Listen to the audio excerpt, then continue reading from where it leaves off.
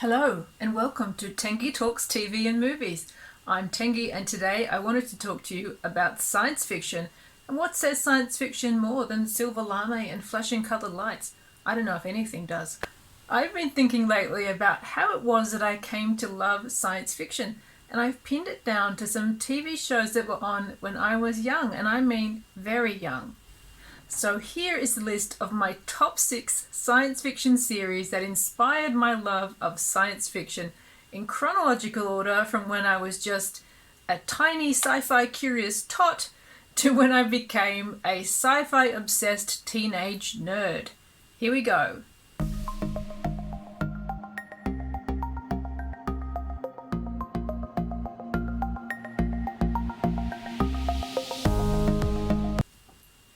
So the number one show, the earliest show that inspired my love of science fiction has to be Lost in Space. There is just so much to love about this classic series. This show had everything: action, drama, comedy, great characters, and the coolest 60s futuristic design around. Was any vision of the future better than the 60s vision of what the future might be like? I don't think so, and I'm still waiting for that future. That is the future that I want and that I'm dressed for. Lost in Space is one of the earliest shows I can ever remember watching TV, and even at that really, really young age, something about it just grabbed my attention. And I think that's a great part of Lost in Space's appeal.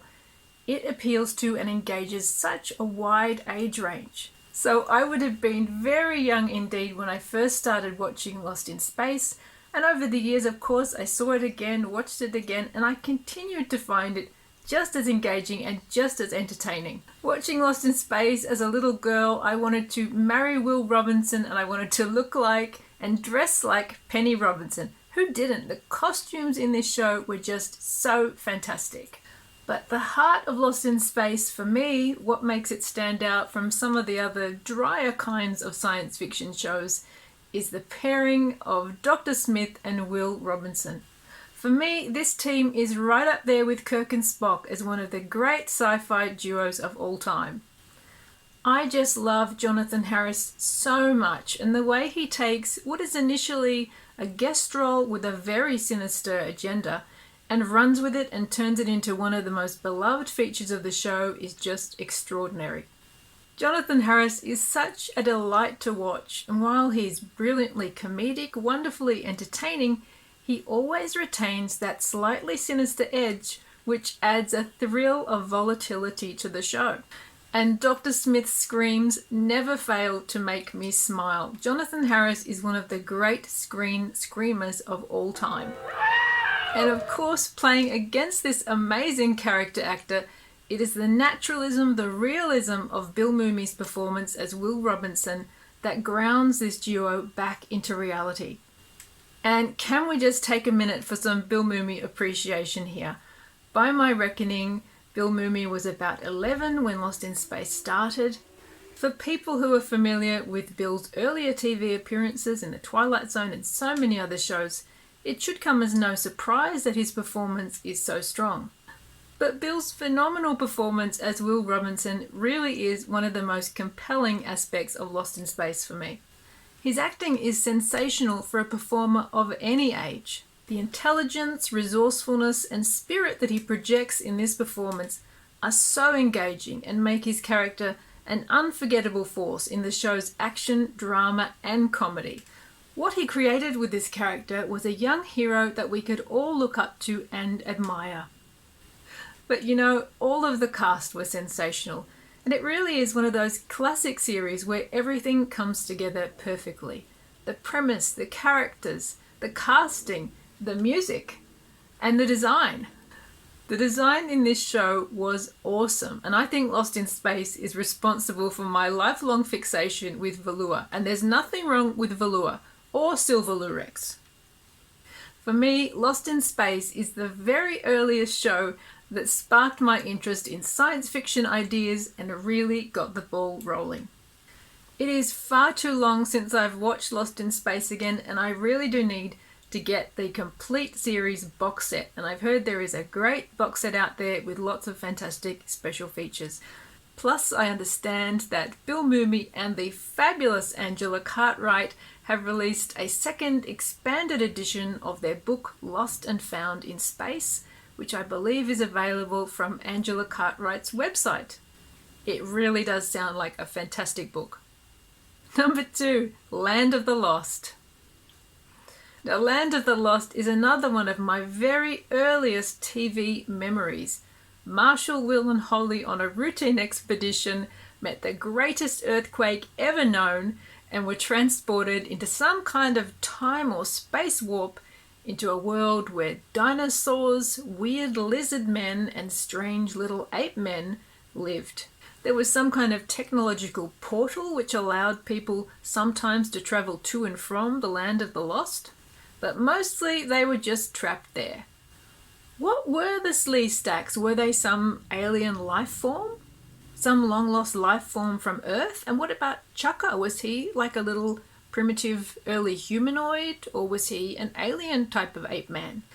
At the time, of course, I never questioned it, and I still don't know the answers, but I absolutely love this show. The special effects were basic, but the ideas were thrilling, and for me, the ideas have always been the most appealing part of science fiction. I wanted to be Holly so badly, and I was always trying to braid my hair like her, and I wished I could be part of their adventures. Number 3, The Tomorrow People.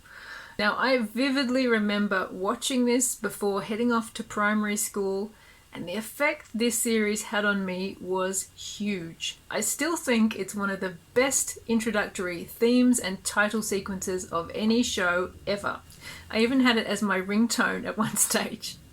Now, the Tomorrow People might have lacked Lost in Space's cool costumes. The Tomorrow People were more into flared polyester pants and woolen jumpers, but the Tomorrow People had jaunt belts which enabled them to transport from one location to another. And they had psychic powers.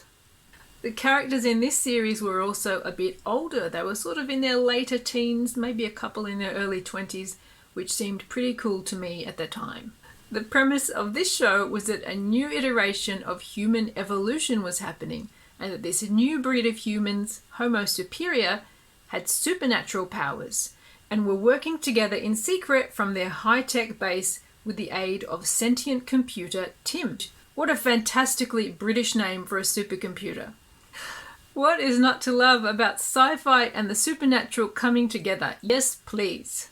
Consider my young mind by this point well and truly warped. I was so obsessed with the Tomorrow People. I was so desperate to be a Tomorrow person. I remember actually trying to make a jaunting belt out of a margarine container and some string, which sadly did not work. However, I'm convinced it's not too late. I could still break out and be one of the Tomorrow People. It could happen. It may have been low budget, very low budget, but I found the ideas in the Tomorrow People so compelling. It really ignited my imagination. What are the limits of humanity, and could we be more than what we presently are? How might humans evolve in the future? I think these questions are so brilliant as the basis for a show, and they really enthralled me as a young kid. Number 4, The $6 Million Man. An astronaut horrifically injured in an accident is rebuilt using technology to be better, stronger, and faster than other humans. Steve Austin is part human, part machine. He is bionic, anticipating ideas around human augmentation with technological implants. Again, this is a kind of similar idea to the Tomorrow People in that it asks, what are the limits of human identity, and what might the future bring in terms of the ways humans might evolve? Where does human end and machine begin? But not content to stop at that, the show had Steve Austin meeting space aliens and even Bigfoot, all while demonstrating his superhuman cyborg-like powers. And if you were a kid in the 70s, you know how exciting anything with space aliens or Bigfoot was back then. What more could you possibly want from a TV show? Steve Austin was so cool. He wore a red tracksuit and even had his own goddamn action figure where you could peer through a hole in the back of his head through his bionic eye. You could even roll up the skin on his arm to see the circuits and machinery underneath. It was fantastic. I had one, but unfortunately I sold it on eBay. And as if all of that wasn't enough, there was the bionic woman and even a bionic dog. The concepts in The $6 Million Man was so interesting and so engaging, even for a very young viewer. Number 5, Land of the Giants. Now, Land of the Giants is, of course, another Irwin Allen series that were just so imaginative and executed in such a fun and entertaining way. But Land of the Giants also had a bit of a disconcerting edge to it for me. I found the concepts in this show at once fascinating and disturbing. A group of people from Earth fall through some kind of space-time warp and end up on a giant planet occupied by giant people. A planet that seems to have some nebulous, sinister atmosphere to it. There's just something threatening about this planet and the people there all the time. The humans are now little people who are on the run from the giant people of this world. And those giants are constantly trying to capture them and do horrible things to them. This is a brilliant updating of Gulliver's Travels in that it takes this premise and transports it to another world and the future. As a series made after Lost in Space, Irwin Allen does take some of the successful elements of Lost in Space and transpose them into Land of the Giants, such as the resourceful young boy played by the fabulous Stefan Arngrim, and also the slightly sinister Mr. Fitzhugh played by brilliant character actor Kurt Kasner. But what I loved most about Land of the Giants was the perspective tricks and oversized props that were used to create the illusion of how small the Earth people were on this world of the giants. Giant oversized props, model shots, special effects photography, all of it great fun.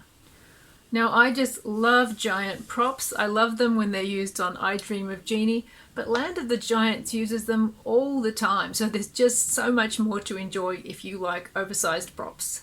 But there was a kind of disturbing undercurrent to Land of the Giants, and it's a show that always left me feeling a bit uneasy every time I watched it. And I think it's this premise that the Earth people are now tiny, vulnerable fugitives in this world of predators. The idea of suddenly being an alien, tiny and vulnerable in a hostile world is pretty disturbing.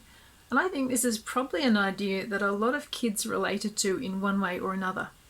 There was also very cleverly an element of the fugitive in Land of the Giants in that they were always on the run, always trying to find a way to escape and get back to Earth. As a leading man on the show, Gary Conway was handsome, charismatic and dynamic. And I have to tell you that recently I received, quite by surprise, a friend request from Gary Conway, and I was fangirling so hard over that. Gary Conway seems awesome, and I understand that he now runs a successful vineyard, and he also makes some really interesting art which you can view on his Facebook page. Number 6, Doctor Who. I honestly don't remember when I started watching Doctor Who, and of course I mean the classic series. I remember Jon Pertwee episodes being on TV even before I started watching it. It always just seemed to be on in the background. It's just something I was aware of long before I started watching it, and it turned into a full-blown obsession. I was watching Doctor Who in primary school and absolutely loving the Tom Baker era, but when Peter Davison took over in 1982, my obsession ramped up to a whole different level. And yes, I still have Peter Davison Doctor Who posters in my cupboard. Once again, original series Doctor Who was not a big budget series, but the ideas were big and the stories were so imaginative. Growing up watching Tom Baker in the role of the Doctor, I just found him such a magical and captivating figure, and he projected such intelligence and resourcefulness in the role. As a science fiction premise, the idea of a time traveller who can go to any time or any place is a world beater. It's a format you can literally do anything with. Added to this, the eccentricities of each iteration of the Doctor, the varieties of the companions, the stable of intergalactic baddies. If you were trying to design a show that would captivate a young audience, I don't think you could do any better than Doctor Who. So by this stage of my life, I was collecting Doctor Who magazines, Doctor Who books, Doctor Who posters. I had Doctor Who posters all over my wall. I was a full-blown sci-fi nerd. And by that stage, I guess my teens going into my late teens, I was aware that these diverse shows were part of a genre of science fiction and that was a genre I really liked. Of course, later on came my interest in Star Trek in its various iterations, Blake 7, which I also really love, science fiction movies as well, but it was these 6 shows, I think, that really got me to that point. And I am so appreciative of all these shows and the people who made them because they gave so much to my childhood, so much imaginative storytelling, so much wonder and excitement and fun and thrills. I think what I love most about science fiction is it requires you to make imaginative leaps. It makes you think in different ways. What would happen if we could travel in time and space? What would happen if we were augmented with bionic machinery? What is important or special about humans out of the context of the Earth if there are no other people around? What are the qualities we as humans bring to challenging situations? How can we be more than what we are? These are huge questions and they are fascinating to me. And I don't think any other genre, except perhaps fantasy and horror, raises and explores these questions in such thrilling and captivating ways. So those are the 6 shows that made me a young science fiction fan. What are yours? Let me know in the comments. I'm looking forward to reading about them. If you've enjoyed this video, I would love it if you would like and subscribe. Thank you so much for joining me today, and I'm looking forward to seeing you next time. Bye.